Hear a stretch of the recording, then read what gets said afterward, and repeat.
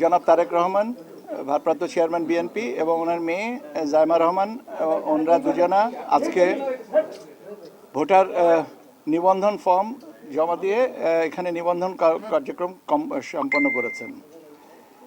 Voter তালিকা আইন 2009-এর 15 ধারা অনুযায়ী কমিশনের এখতিয়ার আছে যে কোনো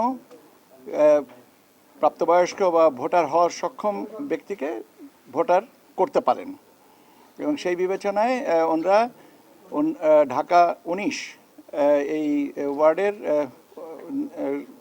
ভোটার তালিকায় নিবন্ধন হয়েছেন।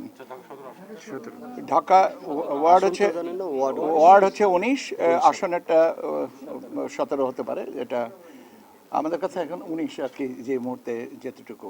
এটা আজকে নিবন্ধন প্রক্রিয়া যেটা আছে সেটা আমাদের বলা হয় যে ফর্ম 2।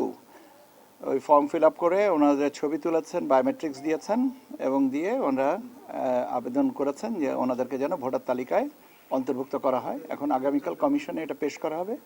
কমিশনের সিদ্ধান্তের পরে ওনাদেরকে ভোটার তালিকায় অন্তর্ভুক্তি নিবন্ধন কমপ্লিট করে গেছেন। এখন নিবন্ধন কমপ্লিট করে গেলেও এখানে আমাদের প্রসেসের জন্য সময় লাগে, কারণ এটা আপলোড করে আপনার ওনাদের ফিঙ্গারপ্রিন্ট এবং সিগনেচার ম্যাচিং, ফেস আইডি, সেগুলোকে ম্যাচিং করতে হয়। ম্যাচিং করার পরে কনফার্ম হলে তখন আর কি ওনাদেরকে একটা ভোটার আপনার আমরা এনআইডি নাম্বার যেটা বলি সেই নাম্বারটা দেওয়া হয়। তো এটা করতে কিছু সময় লাগবে, তো আই বিলিভ এটা আজকের ভিতরে কমপ্লিট হয়ে যাবে। ঠিক আছে। কালকে তো ব্যাপার হচ্ছে যে ভোটার তালিকায় অন্তর্ভুক্তি, নিবন্ধনটা চলমান প্রক্রিয়া, নিবন্ধন কমপ্লিট করেছেন, ভোটার তালিকায় অন্তর্ভুক্তি যেটাতে আগামী আপনার 12 ফেব্রুয়ারিতে নির্বাচনের সাথে সম্পর্কিত।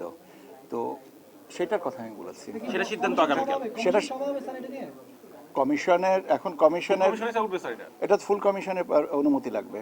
সেক্ষেত্রে কালকে কি সম্পূর্ণ হবে, যেহেতু সোমবার হচ্ছে শেষ দিন মনোনয়নপত্র জমা দেওয়া? আমাকে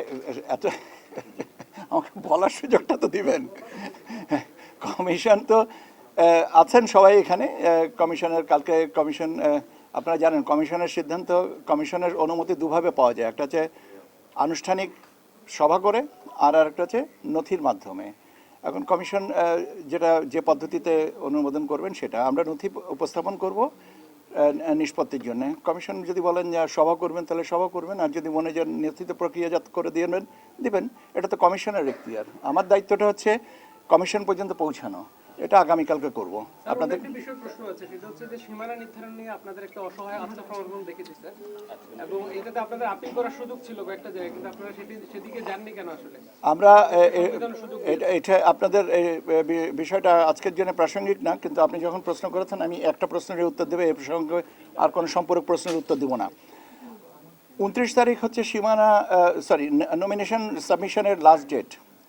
জানা মতে আদালত 4 তারিখে শুনানি নেবেন। 4 তারিখের পরে আমরা মহামান্য আদালতের প্রতি সম্মান রেখেই বলছি 4 তারিখে যে আপিল আমাদের সিএমপি সেটাতে যেটা দাখিল করা আছে সেটা আমাদের পক্ষে রায় আসবে কি না আসবে এটা তো আমরা জানি না, কিন্তু এর সাথে পোস্টাল ভোটের একটা ব্যাপার আছে।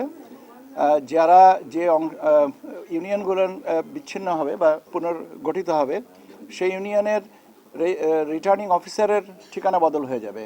কাজেই এটা যেহেতু 4 তারিখের বিষয়টা একটু আমাদের অনির্ধারিত ছিল, সেই জন্য কমিশন মনে করেছে যে আমরা যে মহামান্য হাইকোর্ট বিভাগের যে রায় সেটা অনুযায়ী আমরা সীমানাটা পুনর্নির্ধারণ করে দেবো, এবং সেই অনুযায়ী করা হয়েছে।